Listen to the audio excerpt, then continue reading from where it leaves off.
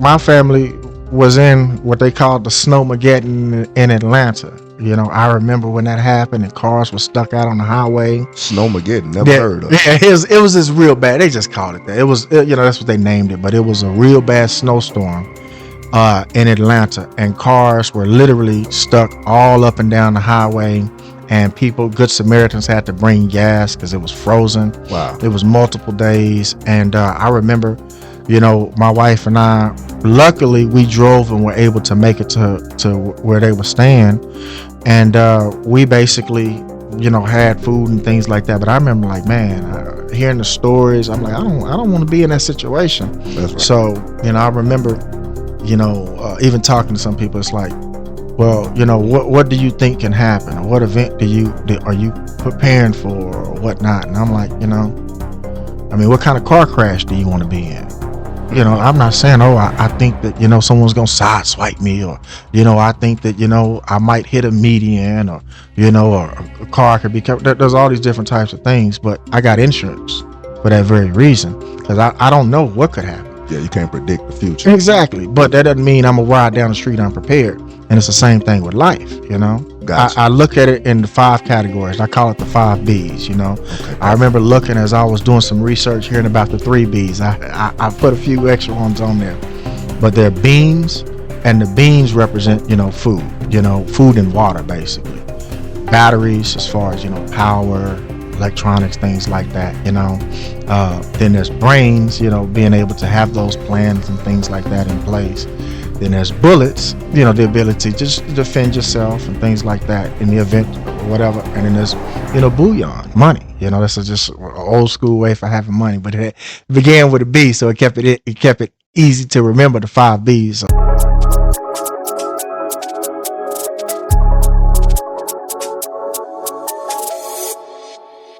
All right, welcome to the Broken King podcast. Got a special guest with me today. Brother, I've been knowing pretty much my whole life, man. Solid family man, entrepreneur, investor. Guy with Marc Henderson, man. How's it going, everybody? Man, good to see you, bro. How you doing? Man, I can't complain, man. Just keeping it moving, right? Yeah, man, staying busy, I know. Man. I appreciate you taking some time out, man, to come and holler at me today and share with the people. Yeah, man. Shoot, anytime, man. Yes, sir. So just to give a little background, man, why don't you tell the people about yourself, where you from, and basically you're growing up and all that? Okay, so my name is Marc Henderson. I'm from Austin, the old school East Austin. That's right. A lot of people don't know about Austin, but we had a good environment growing up, as far as, like, just the different facets and stuff like that of the community.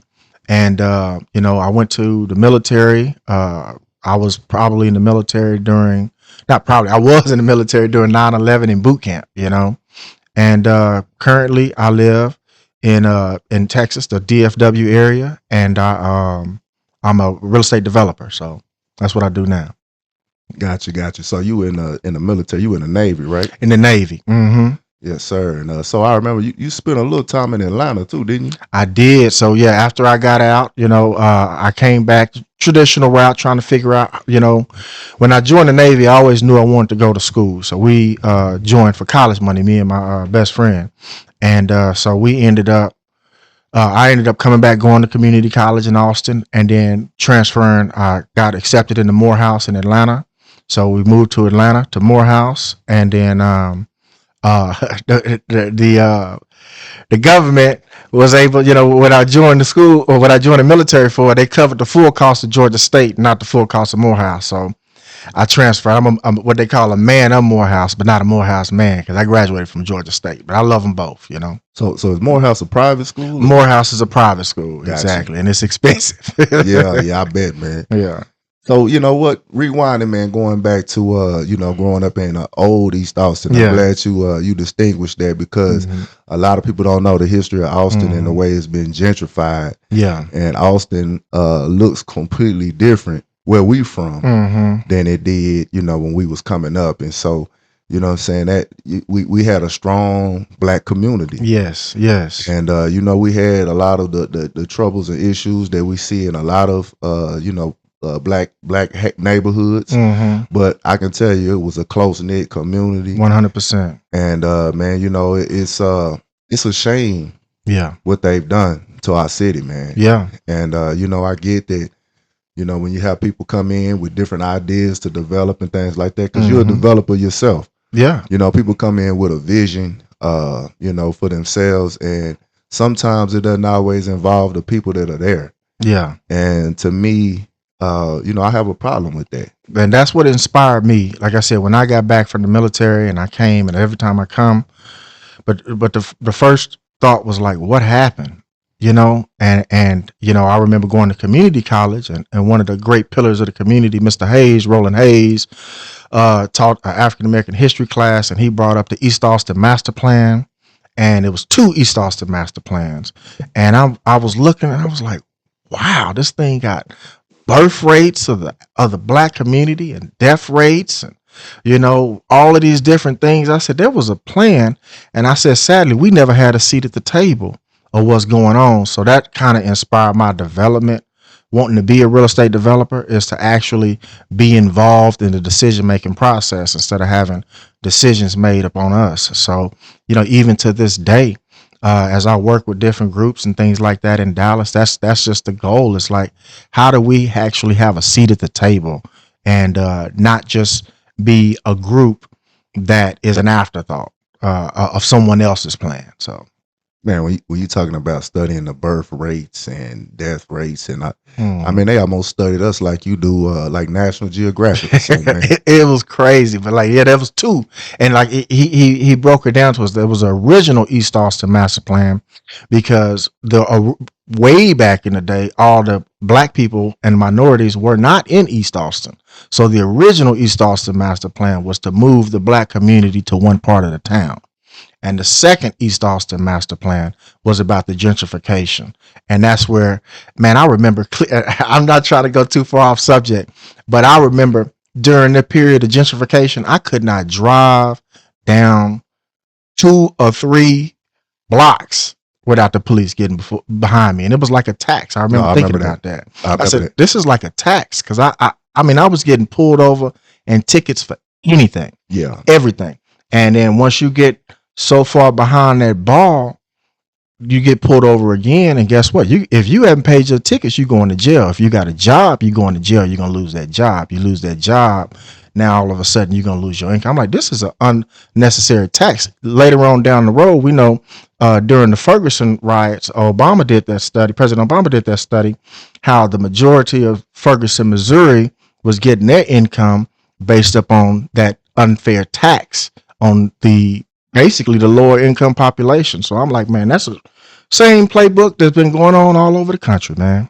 You know, I can remember those times, man, when I guess you would say the early signs. Yeah. Something was happening in the neighborhood, and man, I was pulled over, I mean, so many times for no reason at all. Yes. And I'm asking, so what did I do in this? And it's question after question. And I really, at a certain time, felt like, man, this is just like harassment. It was. They are making it uncomfortable to live in our community, man. Yeah. And so, yeah, man. And I really feel like what they've done to Austin, man, they're starting to do all over the country, man. I'm seeing it here.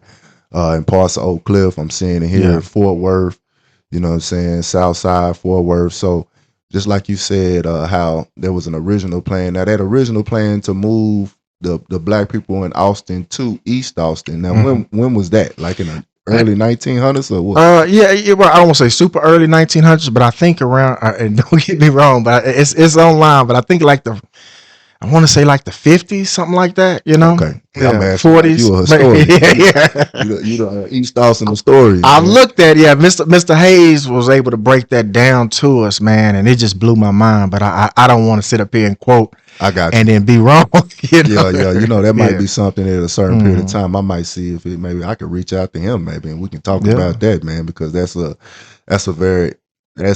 important to know the history, man, because I think Austin is like California now, man. Yeah, It's it mostly is. California residents, man. A lot of the people we grew up with have Hmm. moved, man. But we still got our people down Yeah, there. definitely, definitely. They not completely gone, but you know what I'm saying. What once was is looks a whole lot different, man. Yeah, Now, and like yeah, I said, that playbook has been repeated in DC and different places, different communities, and I think in Dallas, one of the things that they did was they wrote a really good book. I believe the accommodation is one that kind of dives into the history of how Dallas's neighborhoods came about. I haven't finished it, but I know it's a really well touted book out here. yeah, Similar plays, man. Similar, yeah. same plays, really. Right, right.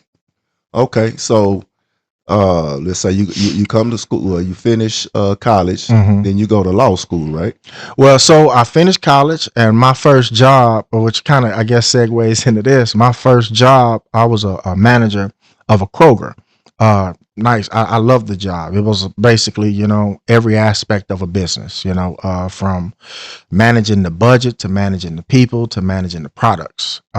But in the process of getting out of undergrad, I'm a veteran, so let me know if I bounced around. But this is how my thought process. This is how it happened. So, I mean, I'm a veteran. I was, like I said, I was in boot camp during 9/11. So I joined when I was 17 on what they call the delayed entry program. I turned 18 in boot camp. At Christmas, when after I got home, that's when I purchased my first rifle. I purchased a 22 rifle. And I was young. I love my 22 rifle. I got it to this day. Uncle D made sure that he took that rifle and was like, okay, I'll take care of this, you know what I'm saying, while you away and, as you mature. But that was the first time I purchased a firearm. When I got, of course, I purchased my first handgun at, probably like 22. And so when I was in undergrad, I would go to the gun range in Georgia State. I had my concealed carry license in Atlanta. And so when I graduated, I had met a few guys at the gun range, and it was a real cool group of people. And when they found out that I was a marketing student at Georgia State, they offered me a job. And we got to talking, and it was a startup, and it was an emergency preparedness startup company. And so that was one of the first times, there were a few different pieces, but that was one of the first times I was like, huh, well, what is this? Let me look into it. But I ended up accepting the job at Kroger because at that time, being, fresh out of undergrad, there was some issues of, just wondering if I could do the job, A, and also the job security, B. So I took the job at Kroger. So I was a manager at Kroger. And after managing the store for a while, I ended up, getting in real estate, purchasing real estate, and really realizing, that the thing that I actually wanted to do, going on to law school and things like that, was the trajectory. So I ended up applying to Texas A&M University School of Law. Got accepted while I was also building my real estate business. So my wife and I purchased a few triplexes in Atlanta, and we were able to rehab those and get those filled up, and then move on. And that's what brought us back home to the great state of Texas. Okay, all right. So you in Atlanta. So you started real estate in Atlanta. Yes. Okay, Hmm. gotcha. Okay, all right. So you do the law school thing, then you're working, and then you start doing the real estate. Yes. Hmm. Okay, and then so you come back to Texas just because you want to come be back home, or Well, so what was the decision making on that? there were a lot, were a lot of decisions, a lot of thoughts that went into making that decision. One, definitely law school was a priority. And I remember looking at DePaul in Chicago was one of my other school options. But my daughter was born at that time. My family's from Texas. My wife is not from, the U.S., so I have more family here. Gotcha. Coming back home was a big thing. Also, another big thing, is just the environment, and I felt like uh, Atlanta's great, but I know more about, raising my kids in the Texas environment. And so that was a major factor. going to school, I knew that there were Texas has veteran options for going to public universities, so that was another option. And so, in the grand scheme of things, when you talk about overall trajectory, career wise, budget wise, and family wise, it just made the best decision to come back home. Gotcha, man. Definitely a small decision, man. Because you've Appreciate been it. making waves out here, brother, for Well, sure. appreciate it. Also, to bring a little reference point, you mentioned Uncle D taking that Yeah. 22 from you. Yeah. So was that to protect you from yourself at the time? What was that It about, definitely was. Like I say, I'm from old school East Austin. I wasn't out. We knew all kind of people doing all kind of things. I wasn't ever the person out trying to act a fool. But there's just that insular period for a young black man where you got to say, okay, let me make sure that he stays on the right path. And although I wasn't out acting a fool, he definitely made sure that I understood what was important and what wasn't, and so we had a talk, and what's the problem? If you need to use it anytime, you need to use it, you need to go to the range, you need to do whatever, just let me know. Yeah. And I think that those checks and balances also help me develop certain things, like even gun safety. There are certain reasons. We in Texas, man. It's a great state of Texas. Everybody got a firearm. We know about firearms. Exactly. Everybody got a firearm, but it's a Second Amendment state for sure. Exactly. But there are some people, I hear about all these different stories. Everybody, everywhere, you hear about all these different stories, and it's just like there are rules of engagement. So just make sure that you understand those rules of engagement and don't violate those.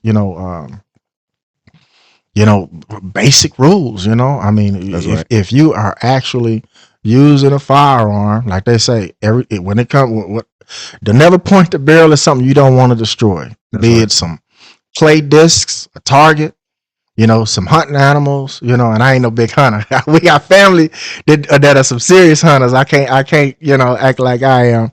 But even when it comes to self-defense, it's like, if you're in a situation where it's a self-defense situation, you're not going to be pulling out your firearm and then telling somebody, back up. If you got to pull it out, you got to use it, Yeah. So, yeah.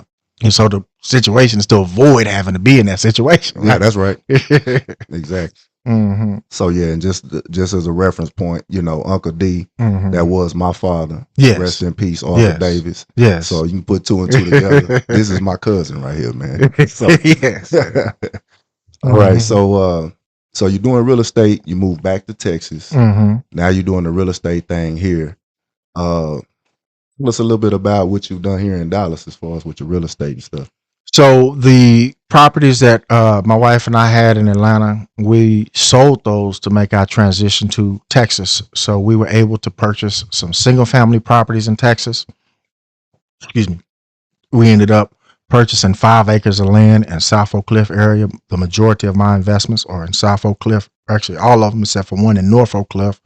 We were able to get a small multifamily property that we rehab through the Dallas Housing Opportunity Fund, where we're trying to preserve affordable housing in this particular community.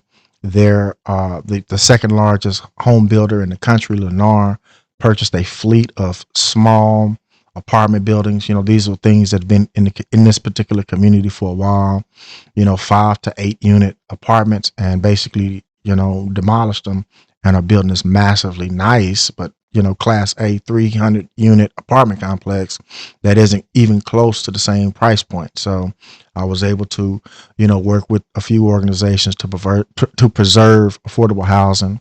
And so did that, it's a fight and a struggle in the development space, because there's just so many different facets to it, and I've been learning those different facets. I've done again, the emphasis is on affordable housing, but I've worked with local housing authorities for affordable rents through Section 8 is what typically people know.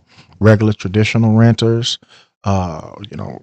Airbnbs, room rentals, medium term rentals, and That's basically, what we our goal is to grow and increase the affordable housing and attainable housing, that's in the community. So, That's right. So it's almost like they're running the play again as far man, as with gentrifying, and then they rebuild, tearing down and rebuild, and this uh basically at a price point to weed some of the I guess current residents out, right? They have a different I guess I don't know class of resident that they looking for as far is yeah, class right? yeah, Social yeah, economic class. yeah. The Mm, class is definitely right. One of the good things about the city of Dallas versus Austin is there is more influence from the community that we had. Like, so understanding Austin, and yes, short answer is yes, same plays,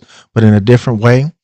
This is probably a little bit more distributed than as centralized as it was in Austin.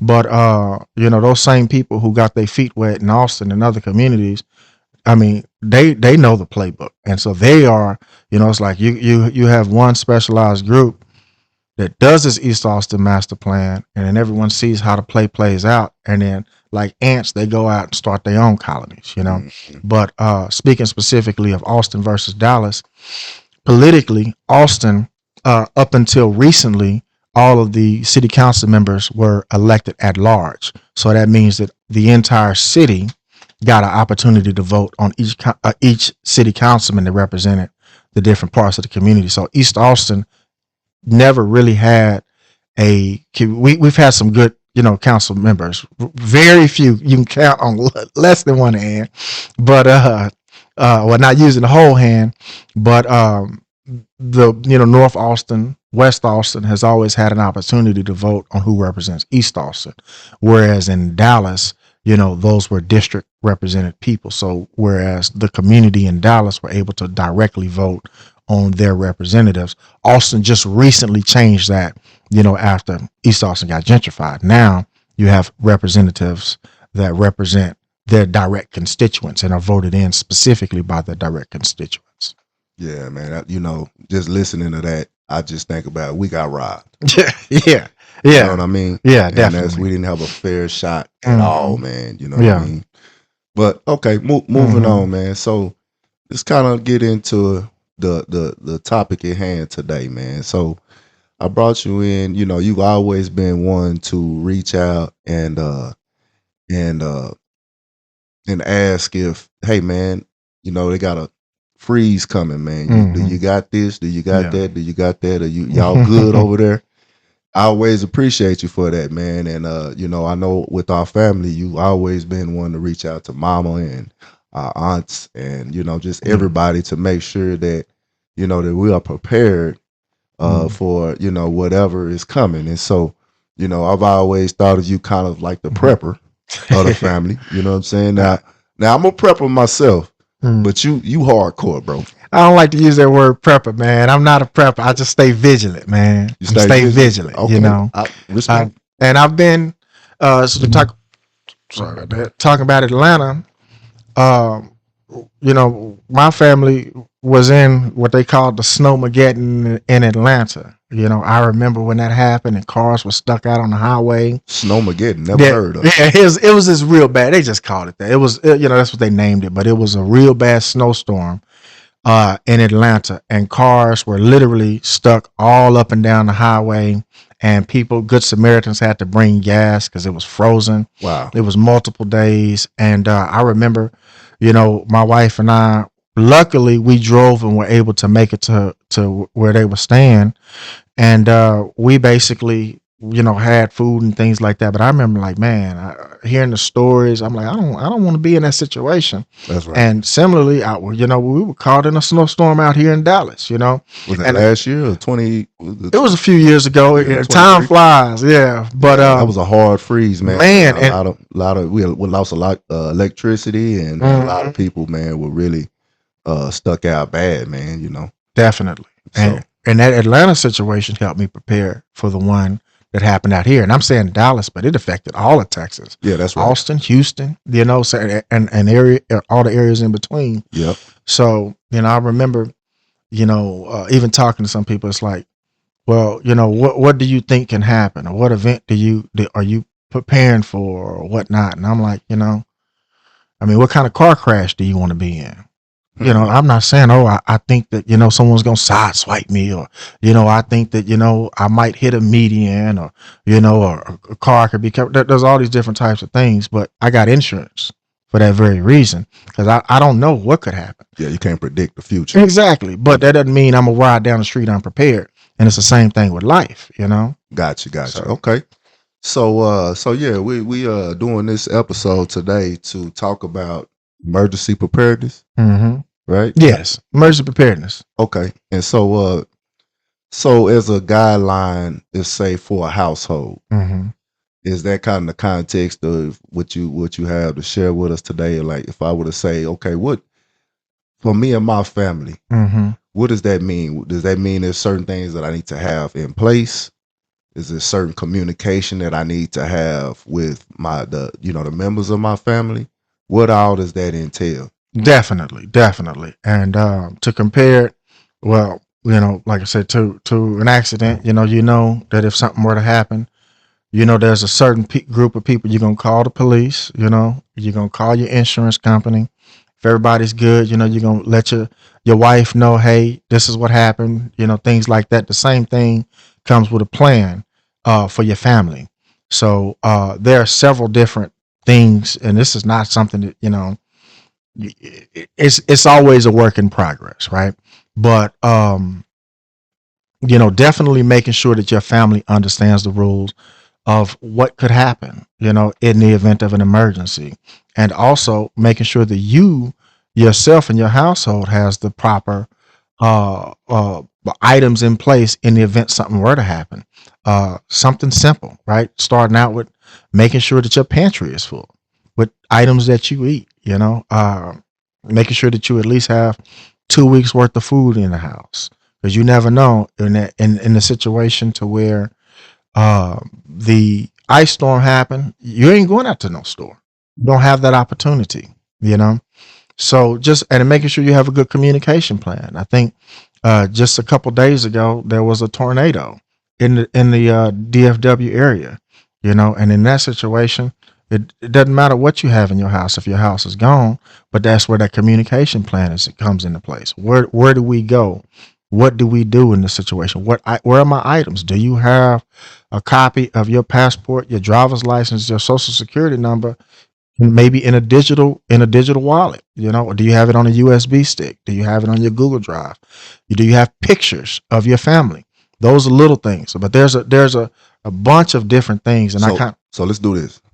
Okay, so we went through listing things, right? So can we go item by item and kind of slow it down so we can almost make like a checklist? Okay, yeah. So you started with talking about the food and 2 weeks worth of food. Is it a specific type of food that we should get, or if we like, I don't know, you say pantry, so not necessarily like frozen pizzas or nothing. No, right? no. So right, I don't just stock up on frozen pizzas. No, so that's a great point. So and I'm a preface it with this, and that I look at it in the 5 categories. I call it the 5 B's. Okay. Perfect. I remember looking as I was doing some research, hearing about the 3 B's. I put a few extra ones on there, but they're beans, and the beans represent food, food and water basically. Batteries as far as power, electronics, things like that. Then there's brains, being able to have those plans and things like that in place. Then there's bullets, the ability just to defend yourself and things like that in the event or whatever. And then there's bullion, money. That's just an old school way for having money, but it began with a B, so it kept it easy to remember, the 5 B's. So Gotcha. So what we're talking about falls into the beans category, and just the classic thought is, and the cheapest, easiest, and best of stores, beans and rice is simple. I mean, that's something that you can cook. Very little energy and resources. But when I say 2 weeks worth of food in your pantry, I'm specifically talking about like things like canned goods, like basic stuff that you eat. You eat oatmeal. The big thing of oatmeal is simple. that'll provide you breakfast for 2 weeks. Depending on how big your family is. Right. But it's what, $4 at Walmart. Some pancake mix and just add water pancake mix. Those are things we keep in rotation at our house. We keep 2 boxes because we got a little waffle maker and it's very easy. Just throw some water in there, turn the waffle maker on, and make some waffles. Things like noodles. We keep tons of pasta. Back in the college days, we all did ramen, and I still keep ramen, but it's just not as healthy. Pasta. It wasn't until I really was living with a family where I'm like, well, pasta ain't that expensive to get. You can get you pasta for $1 or less than $1 a box, and that box once you cook it is big. So $5 get you 5 boxes, different pastas. You can get your macaroni, you can get your long noodles. I'd avoid, if you're talking about, if this is something that you don't plan to eat within 6 months to a year or something like that, I definitely say avoid the egg noodles because those will spoil. But little things like that, canned beans, those are super simple. Like Jiffy cornbread. When I get hungry and I don't feel like cooking, I throw some rice, in the and we have a Instapot. Throw some rice in the Instapot. Put a little water up to my fingertip, and put the bad boy on rice. Open up a can of beans and put the oven on 400. Put a pack of Jiffy in there, and I got some beans and rice and cornbread, and just gotta have some Louisiana hot sauce, and I'm good to go. Yeah, make sure you keep that hot sauce. That's a necessity. Yeah. But I say that's a start. That's a start. It's food that's easy to prepare. That's good. I named a lot of breakfast items. Of course, your meats are going to be a little bit harder to keep. You're not really going to get a bunch of canned and dried meats. Most people don't. That's an option if you eat that. Canned tuna. Canned tuna is perfect. Canned tuna is perfect. Sardines. Yes, yeah. Well, we go camping often, and corned beef hash is good. You know what I'm saying? You just open it up, put it on the skillet, and fry it up, and it's actually pretty good with the potatoes in it. But you can keep some items in your freezer. There's certain rules to frozen items. If you don't, if you are experiencing a power outage, of course you eat what's in your refrigerator first. Try to keep your freezers closed as long as you can. There's little tricks too to know how much your food is thawed out.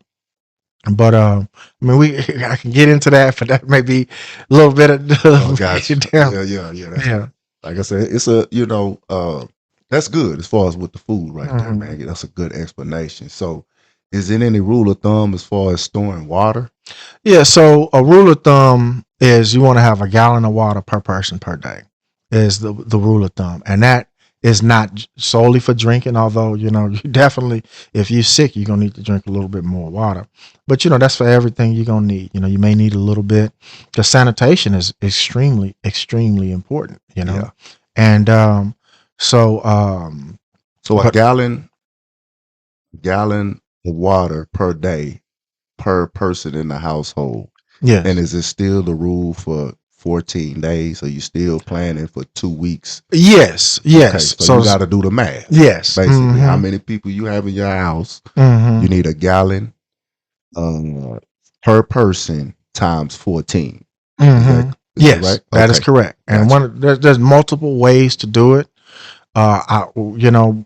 One of the things when we bought our house, my wife wanted a refrigerator with a water maker, so we can just put get our water directly right out the fridge because we always have 5 gallons, the 5-gallon jugs with the little pump, or you could use the I forget what the little Ozarka thing, but it was You want the machine where you just when you get the whole water jug and dump it on top. exactly. So that's what we always used, so we can have good clean water to drink. If you don't, we drink city water, but it's just better to have. But I'm saying those I 5. Cedar Hill water ain't what they use. So those 5-gallon jugs, that's something you can get everywhere. Walmart, Home Depot, HEB, wherever you call it. And the refill, once you got the biggest cost is up front. But you get you 3 of those, and that's 15 gallons, and you can just rotate those regularly if you so choose to, or you can store them. But there's another little piece that's a little, kind of a lot of people know about, but maybe the average person doesn't know about, is that if you have a regular hot water heater, that has 40 gallons of water in it, or maybe 50. And if you have an instant, you kind of out of luck. We got an instant at our house, and I'm like, but most people, have a hot water tank, and it's very easy to go in and open up that relief at the bottom, and that's 40 gallons. Because even when the hot water runs out, you got to remember the pressure from the new water comes in from the city water and pushes out the other water out of the pipes. So just because you turn the pipe on and don't get hot water coming out doesn't mean that there isn't enough in your hot water tank. There's just not enough pressure to push it out. So Gotcha. Okay, and just for explanation, is that water heater water? Is that potable water? it is. It Okay, is. so that Mm-hmm. is drinkable water in your water heater. Yes. Good Mm-hmm. information right there. Okay, okay, all right. But I'm not. We keep bottled waters, but I'm not personally a big fan of stacking them up to a bunch of bottled waters, because that gets not only expensive, but it just takes up a lot of space. So I'd look at what makes sense saving space wise. But definitely, I mean, there's always what I call higher up the mountain. There's always things that you can look at. If you go higher up the mountain. But that depends on your circumstances and your situation. So Yeah, we want to keep it at a base level, man, for the hmm average, yeah, consumer, just to have some preparedness, yeah, and so if for you it makes the most sense to get you some cases of bottled water, then do hmm that, because yeah, water is going to be your number one essential. Is that correct? 100%. Water, then food. So And a lot of people don't know too. If it's an event, something happens, you're probably gonna have more times than not. You're gonna have water coming out of the water fountain, or your house, unless something has really just rocked your neighborhood. So if you notice something is happening, or there's a big freeze coming in, right? Because it's very easy for the pipes to freeze up. Fill up things in your house. You got pots. If you expect to cook and you think, oh, something's happened, let me fill these pots up with water. Guess what? Something happened. I don't necessarily think anything crazy is gonna happen, but let me go ahead and just stop the bathtub up and run a bath, right? I might have to use that bad boy. You know what yeah, I'm saying? man, So I take showers. I don't take baths, but if it come down yeah, exactly, and you need to wash up, that bath it's gonna come in handy, man. exactly, So that's exactly. never thought about that, but that's a Yeah, great. something happen. You can easily get you an extra 5 gallons of water on hand in 5 minutes if you need to. You know. Okay, all right. Okay, so that covers food and water, man. Mm. So what else are some of the things that we need to be thinking about or preparing? And so as I was saying, like batteries, right? So batteries comes to do with power, and of course there's different layers up, but the simplest solution is just batteries, So flashlights, and batteries. so you talking about double A batteries? Double A, triple A, and if you really, I mean, I don't think this is too hard to get or too bad, because nowadays everybody has cell phones. I mean, a rechargeable little cell phone battery. Like we keep one. I mean, my kids always lose theirs, but I keep one in my backpack because I'm always out and moving around. And of course, I have the charger for my cigarette lighter. But if I'm out working on the property or something and I notice my phone is getting down to 10%, I can just plug the cord into my little rechargeable battery, throw it on at night. The ABCs always be charging when you're at the house. That's the way I look at it. So Yeah, and honestly, man, that cell phone is a necessity yes, nowadays, man. Even as yes. far as with like the communication Hmm. side, but then also, if you have some kind of troubleshooting issue with anything going on, man, Google is a huge help, because even Hmm. what you mentioned with the water heater, Yeah. there's certain things you can look up Hmm. and get answers to. And so if your cell phone is dead, man, you Yeah. it's cutting you from your communication, as well as information that you might need as far as what's going on, and updates on whatever's Definitely. going on with the situation. So okay. Yeah, and like I said, with the batteries, like keeping the cell phone right, and your car. That's another thing. That fits in that same category. Making sure your car is ready to go. Is it capable? of picking up everybody in your family, or is that something that you've been putting off? Oh, my tires are bald, but I'll worry about that later. Well, the last thing you want to do is to have to drive to pick up your whole family from different parts of the city on some bald tires. When everybody's out on the highway. I mean, I know gas can be expensive, but do you have some, at least a half a tank of gas in the car, or at least a quarter of a tank of gas in the car, I would say. And if you don't, So are you saying at all times you need to keep at least a half a tank of gas in your car? if you can, I mean, Because we can't. Sometimes we can't predict definitely. this when it's gonna hit the fan. Yeah. Are you suggesting that we keep our automobiles ready? I definitely say that. At least a quarter. Half is hard, right? I ain't gonna act like I keep it. I keep it all the time at a quarter. But it's something that if I know, man, you know what? I'm checking my wife's car. Okay, I got to make sure she got gas in her car. Yeah. We got to make sure we got gas in my truck. Just got to keep those things. But also, like for me, I have, you got a lawnmower. You cut your grass. You can get a 5-gallon gas can and fill it up. Yeah. Because you're gonna need to anyway as you cut your yard. That's right. Now, if you live in an apartment, that may be a little bit harder, but Yeah. that's why I say if you live, you just want to think those things through. It's not like a one size fits all, but definitely you want to make sure that you at least keep a quarter of a tank, because there's been too many times that I've seen it to where the gas lines are all the way around the corner. Yeah. No, Too many times, and you can guarantee if something happens, that's gonna happen. I can promise you. Yeah, that's for sure right there. And man, you know what? It's funny as you talk about it, I think about it. It was a time in my life where I used to ride around. I used to put $5 in my gas tank, bro. Can't do that no more. Now, you know what I'm saying? The gas wasn't $3 like it is now. Yeah. You know what I mean? But definitely when it was like $1.59, Mm-hmm. I put $5 in that gas tank, man, and be up under a quarter of a tank. Yeah. And in reality, as a grown man, I realized that, man, I can't afford to do my car like that. Yeah. And myself like that. So it does make sense that, if you can afford to, you know what I'm saying, make sure you keep gas in your car, man, to where, if it's something, emergency situation, you can get up and go, and you can go handle your business and do what you need to do. Definitely. Yeah. Definitely. Okay. And so, like I said, what else falls in that category? Thinking about, like I said, keeping all your ABCs, keeping all your devices charged. You go to sleep, charge your devices. If you have a tablet, just keep it charged, because you never know. But that, like I said, and lighting. So like I said, having some flashlights. Gotta have some flashlights. What about candles? Candles too. Candles work great. Candles. So candles and matches. Candles and matches and lighters. If you can get a big pack of 5 or 6 lighters for cheap.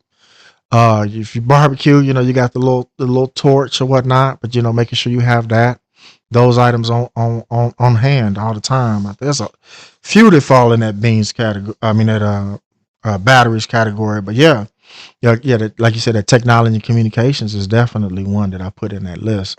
And being from Austin, we know sometimes you be on, when we were younger, be on 6th Street, everybody get to running, whatnot, and then everybody calling. You ain't gonna get no call out, so you may have to text. The text work if the calls don't go through. You know. Yep. So okay, all right. So moving on. What you got, bro? So I talk about the brains category, and that's where it has to do with a plan. Being able to have a solid plan in place, and that's even understanding what you have at your house for emergencies. Do I know what I have on hand? Do I know how much oatmeal I have for breakfast? You know what I'm saying? On hand. And you don't have to know exactly, but at least you want to know, where a certain amount is. You may not have to know exactly what's in your freezer, but can I at least say, I know I got 2 weeks worth of food in my pantry?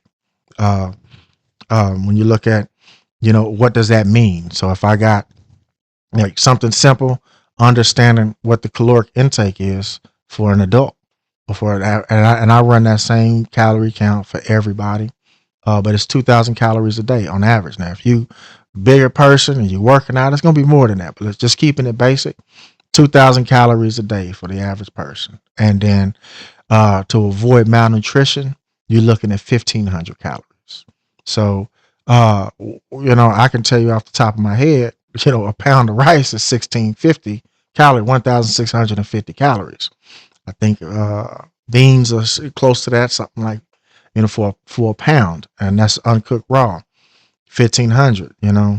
So you got to think about it. If I got an average family of four or five, that's one meal out of the day that we all can eat. But I mean, it's a lot, right? You add little things uh, to it for nutrition. Everybody speaks about rice and beans just to back it up, because once you combine those two, they form. I don't know if it's, and I'm not the scientist, a complete nutrient or complete, protein or whatnot. And the beans basically have the proteins, and the rice has the carbs, and the different nutritional value as they have combined actually solve most of those needs that you have. Of course, not your vitamin needs. Something that you can't store is vitamin C. That comes from vegetables. There's tons of ways that you can get vitamin C.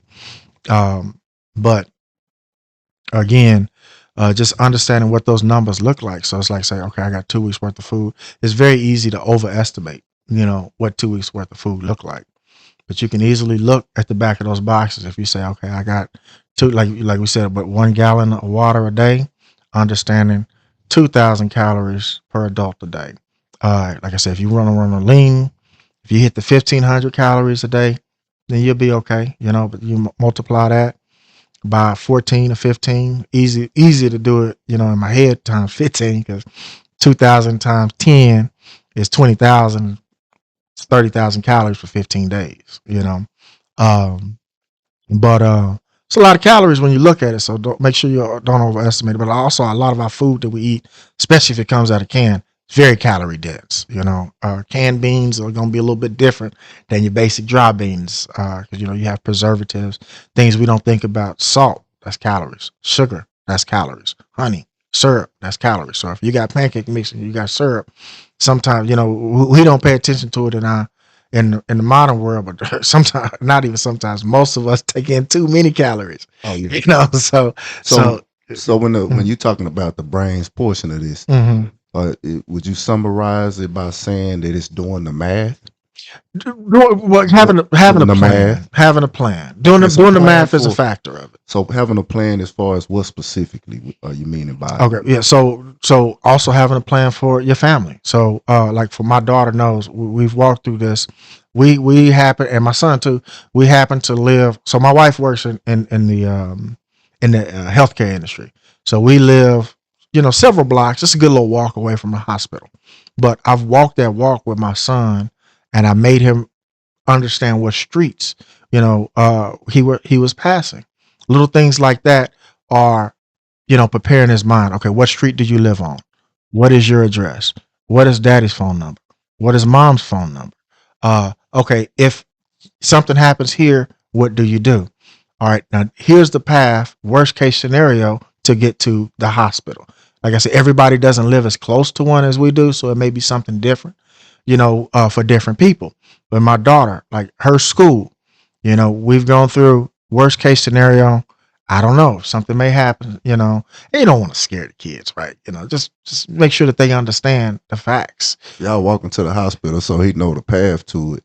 That's I mean, Well, that's not scaring them. yeah. But I mean that this is what I'm talking Mhm. about as far as you being your mind and your readiness Mhm. is at another level. You know what I'm saying? So Mhm. in a scenario where um they're your kids are at the house Mhm. and you're gone, Yes. they know how to get to your wife's job. Yes. Exactly. And Exactly. yeah, and so the streets and you know what Mhm. I mean, whether they walking or they catching a ride or whatever it might be. Yeah.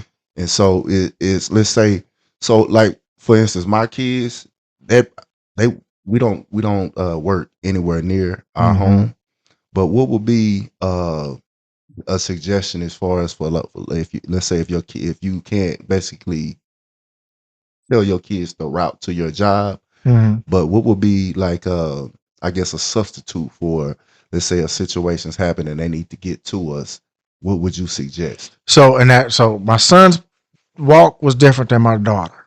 And this is, as the situation gets closer to your like what your individual situation is, let me know.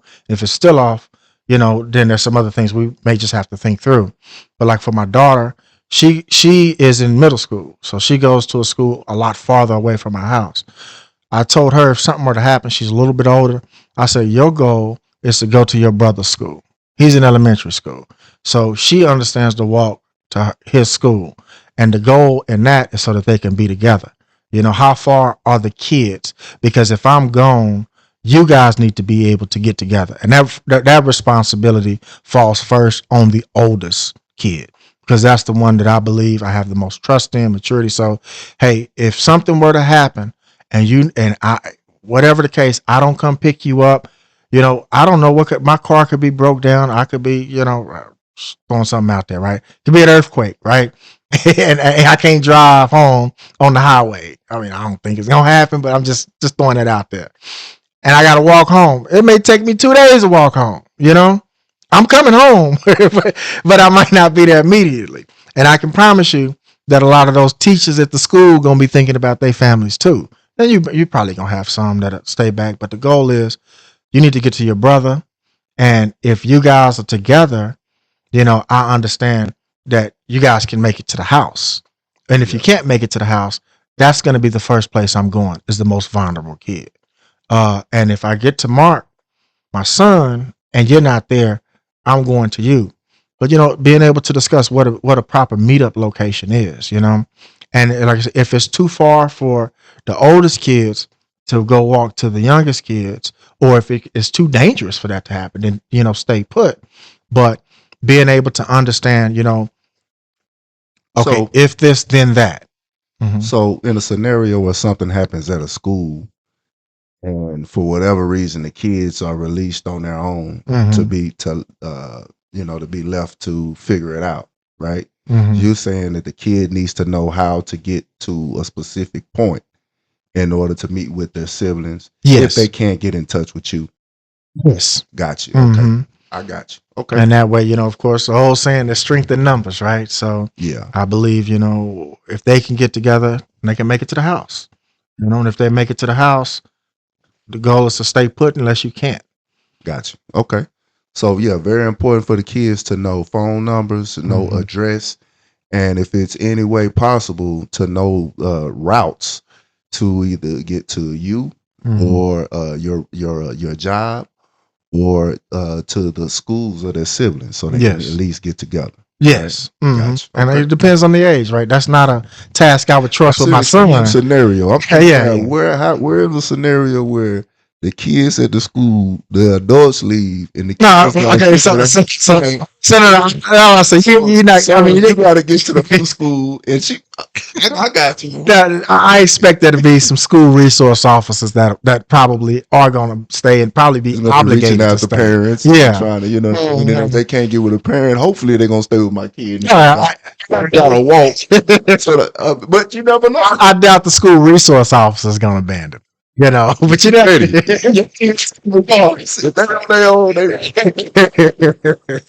what's up, man. Okay, mm-hmm. So let's move on, man. But like I said, having that plan, like even at my house for the brains, I was like, okay, well, if I have to leave my house, like you see the wildfires that were in California, and we even have some in Central Texas and Marble Falls. If I got to leave my house, what do I grab? So that's another part. Just kind of thinking those things through. Health and wellness is another factor, right? Like, do I take care of myself? That's a part of the brains category. I put it in there. Plus your medication. Make sure you got your medication. Yes. Or whatever else. Yeah. Mm-hmm. Got you. Okay. And then, of course, you talk about bullion, right? Like, do you have money? Do you have some cash? Do you have whatever that may look like? But again, so not cash in the bank. Yeah. Cash.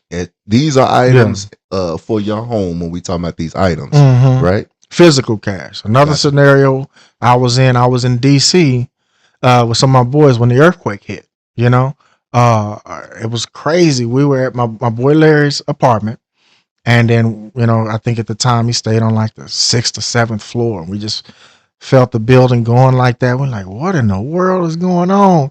You know, I'm like, hold on, we in DC, because I didn't live in DC. I'm like, hopefully we ain't under attack, you know. Shoot. Wow. But we ended up getting in my truck and leaving.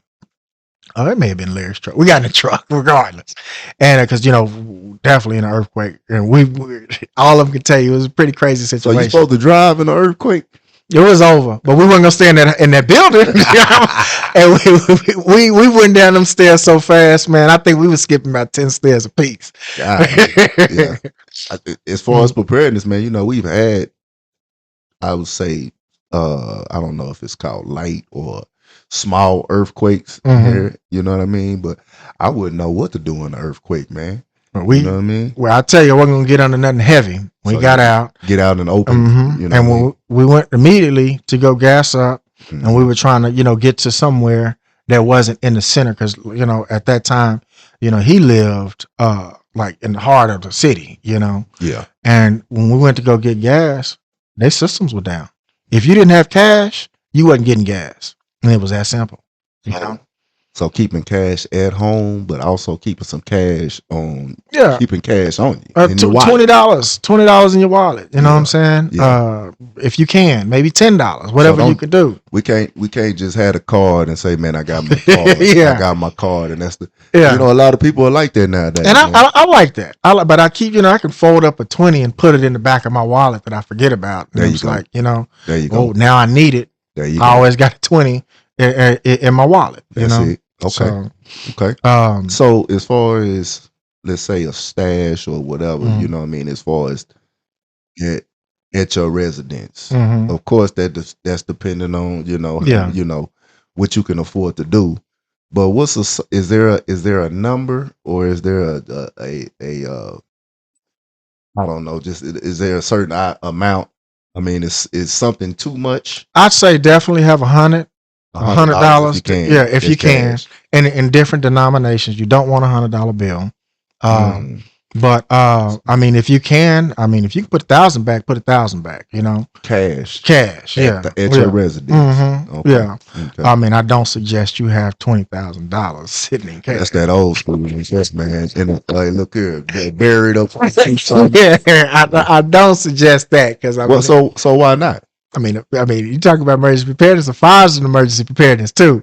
That fire come through and blow everything out. Well, you got that kind of money, you better have a safe or something. That's true. You better have that, you know. But I mean, when we even talk about preparedness, that's unnecessary. I mean, I can't speak for another man's situation. I personally think it is for me, because then you also got security issues you got to worry about, you know. And when you have that kind of capital on you, you know, you got to think about, okay,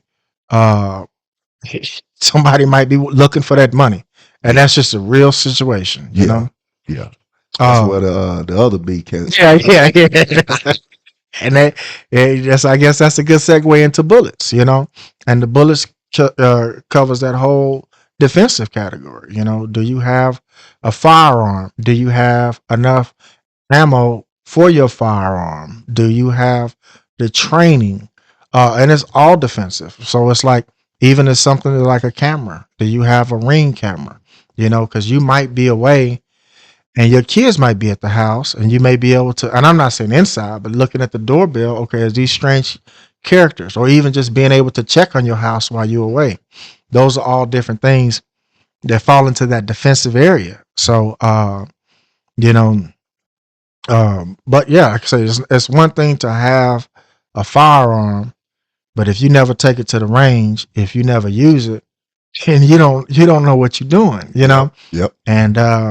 And use practical, you know, practice as well. You know, if you're at the firearm and you have a pistol, and you know, what distance are you practicing with? Because if you got the target, you know, just something simple, 20 yards back, that's not very practical. You know what I'm saying? But as far as we've been in a home intruder or something. Yeah. And you know, a shotgun, right? Yeah. Like that's another, you know, home defense. That's gonna be your best route, right? As far as a home defensive Yeah, shotgun. I think most people agree with that, and I agree with that. Of course, there's always somebody that's gonna say something different, right? Right. But I believe that a shotgun's the best, because it doesn't require, a whole lot of aiming and things of that sort. And of course, you got the right type of rounds in there. Now, I hate to put it this way, but if somebody coming through your door, they're gonna go right back out. They're gonna go right back out your door. That's right. But you got, other people that believe in, different things, right? Yeah. But historically, I don't think, throughout time, anything can kind of go wrong with a shotgun, because also, it has if you have buckshot, even birdshot, right? But if you have buckshot, it's gonna stop whoever needs to be stopped, and it ain't gonna keep going and penetrate. You got a 357, it's gonna bust right through your drywall and maybe in your neighbor's window or something like that. Shotgun ain't gonna do that. Unless you, I guess, shooting slugs. But even a slug ain't. It doesn't have the speed. Something like a 357 gonna have, or a rifle. A rifle is a combat weapon. So, some people believe that a rifle is a better option, because the fact that you can, keep shooting. But again, you get in a situation, you're firing off like that in your house, there's a likelihood that one of those rounds goes through a window. And we all got, we got kids and stuff like that. I don't want nobody that's, being a fool affecting my family. Yeah. So Definitely, man. And so, we're talking about ordinary people. Yeah. You know what I'm saying? Mhm. If you're not going to the range, 2 or 3 times a week, and not doing any kind of combat training, Mhm. that shotgun is gonna be simple, and it's gonna be probably the most effective for you when we talking about home defense. And everything else that you mentioned in your emergency preparedness is gonna be important for us to be able to protect that. Yes. To Yes. protect your family first and foremost. Mhm. Then your food and water. If let's Mhm. say if things are scarce, Yeah. you know what I mean. At the end of the day, you're gonna have to be able to protect what you have. And so, Yeah. home defense is a big part of the whole equation, because if somebody can just come and take Mhm. whatever they want, it's all of the preparation is for nothing. Yeah. And so There's a rule of threes, right? So you can go 3 minutes without air. I mean, everybody can't go 3 minutes, but just think about it. 3 minutes without air, 3 days without water, 30 days without food. Of course, it doesn't work for everybody. If you have health conditions, things like that, diabetic, it's not necessary. You ain't going to be able to do the same things. If you got malnutrition, you're not going to be able to do the same things, but then people believe, in 3 days of missing a meal before people, start to descend into more basic character. And I just feel bad when you think about it, like thinking about, back in the day, where people having to listen to a crying baby and understanding that they have no way of putting food in that kid's mouth, you know. But if that happens and something were to happen, that's a very real possibility. And if someone, does that, what do you do? I mean, of course, hopefully, we're all in a position to help out our neighbors, because that's also another factor. But then some people are very irrational. Like say 3 days of not eating, and you're gonna see a lot more basic instincts come out of people, and that's where you got to be able to say, okay, look, this person isn't asking me for help. They're actually threatening the safety and the security of my family, and because of that, I have to be able to defend myself. yeah, So, and that comes with thought too, because I mean, that's something you gotta. That's a real question you have to ask yourself. I mean, everybody didn't want to do that, right? And everybody shouldn't have to do that. I mean, there may be some situations to where they may just need something. You got to think about that. But I mean, you might not have the time to have that rational conversation with them too. So that's something you got to have an understanding of prior to, a mentality you have to have prior to.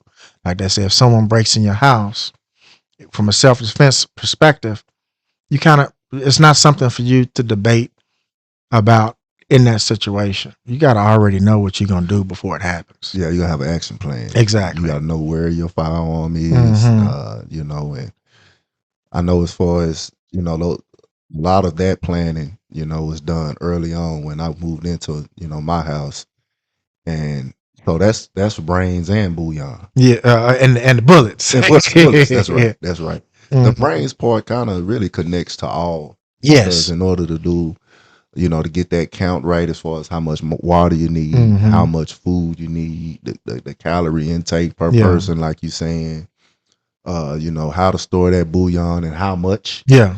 right? You know what I mean? At the end of the day, these things have to be thought out, Mm-hmm. and, a plan for, your bullets. Now, specifically the bullets, is there a rule of thumb as far as how much ammo you need to have? So there's a rule of thumb. I'm gonna tell you the rule of thumb, but Why you laughing, man? because It's a serious question. no, it's definitely a serious question, because there's a rule of thumb. Do I say you have to subscribe to it? I don't think so. But people say you want to have 500 rounds. That's why I'm laughing, because that may be a bit much, For a shotgun. They don't say 500 rounds for the shotgun. Right? It is a bit much. That's rifle, right? Yeah, well, pistol, rifle. I like so 1,000. That's what I thought the rule was on the rifle. on the rifle. 1,000. It is. It is. All right. So I'm saying 500 for a pistol, 1,000 for a rifle, 100 for a shotgun. So 100. Mm-hmm. Okay. But I think shot. I. Oh no. Okay. I'm trying to go into. Okay. I'm sorry. No. You good. You Go good. ahead. Well, I'm laughing because I think sometimes you're saying 1,000 rounds. That's a lot of rounds. So that's why I say 500. I think is good, but depends on what you think is happening. But for the shotgun, I would suggest breaking that down. Having some slugs. But slugs are expensive. 5 to a box. You don't need more than 20 slugs. I would say at least personally, this is a personal opinion, 40 defensive rounds, or 40 or 50 defensive rounds, right? So that would include buckshot, and they get very creative. So there's other things other than buckshot that are straight defensive, get very expensive. But those won't be cost effective too. Yeah, exactly. We won't be cost effective. and then 20, 30 birdshot. Birdshot. I suggest birdshot. One good thing about a shotgun is, there's a wide variety of things of ammo you can get with a 12, and I say specifically 12 gauge shotgun, right? Right. Yeah, so you can get multiple different gauges, but you don't need an elephant gun. A 10 gauge, Yeah. and a smaller one is more, like a 20 gauge. You would think more for hunting, stuff like that. Good 12 gauge. Yeah, good 12 gauge, exactly. And birdshot, to go off on a tangent, but birdshot is a great shot for, not only just defense, because it got some good spread, but you think about, we live in the modern era, if shoot, if I'm in a situation and somebody's flying like a drone over my house, birdshot to take that drone out the air. You know what I'm saying? It's like, say, shotguns used to be used in warfare. They considered shotguns a dead weapon in modern warfare, and they're just now bringing them back because of the use of drones, and which I think are also falls into the battery category. If you got a little cheap drone, something happened, you can fly it out a couple 100 yards and see what the neighborhood looks like. That's a reconnaissance thing. Mhm. But again, that's a whole separate conversation. Gotcha. Okay. But yeah, for the rounds, 500 rounds for the pistol, 1,000 rounds for the rifle, 100 rounds for the shotgun is the rule of thumb. So. Gotcha. Okay. So is that covering all of our bases? Is that all the B's, or we move I on believe to another that's one? all the B's. I believe that is all the B's. Yeah. Okay. There's other Man. things. I go through different months to keep it simple, and I can just run this real quick. Like January, I think of like batteries. February, beans. March, brains and batteries. April, brains and bullets. May, beans. June, just I broke it down like that, and it's not something that takes a lot of time. It's something that may take 20 minutes. So just okay, real quick, explain that. I know you read that off, but you saying in January you'll buy a little bit of batteries. And yeah. February you'll buy a little bit of this. Yes. Until you get to that point to where you stock the way you need to be stable. Exactly. Okay. And so when I say January batteries, even like here, it could be fuel, right? Mm-hmm. So I may say, okay, this is January. I know spring is coming up. I need to fill up my gas can that I'm gonna use for, excuse me, for cutting the yard, right? And that could be the battery category, or because a good set of AA alkaline batteries last you 10 years. I bought a big 20 pack, definitely around Christmas time they got them cheap, but of alkaline batteries. But every now and then I'll buy like a 4-pack of rechargeable batteries, like for remotes and stuff like that. Okay. And beans, we talk about that. It's just whatever you think. Little by little. Yeah. You don't got to go out and spend a bunch. Pound of beans, pound of rice is $1 a piece, man. Yeah. So, spend $5. Yeah, gotcha. That's a great system because that was going. I'm pretty sure that would have been the question of one of the listeners. Like, man, okay, I got to get all this stuff. I mean, I'm working on a real tight budget. Yeah. You know what I mean? That might be tough, but yeah, you just do it little by little, and you can put it together like that. Man, it's been a great conversation, man. Definitely. Do you have any resources that let's say if someone was watching and they might want to learn more or might want to be able to find where you get all this information or whatever. If you have anything that you'd like to share, man, go ahead and share that. Well, one collective resource that they have is ready.gov. It's a government website that they have like pre-made plans. You can just kind of fill in different bits of information and just different things for emergency preparedness. But it's ready.gov. I believe after the whole Katrina incident in FEMA, they realized, okay, we got to make sure that our citizens are properly prepared in the event that we can't get there in time. And so that's a really good resource. Okay. If you want to go a little higher up the food chain, they have like CERT training. And that's like, just for medical. Can you spell that? CERT, citizen. Okay, CERT, CERT training. Gotcha. And I can send you the link for it.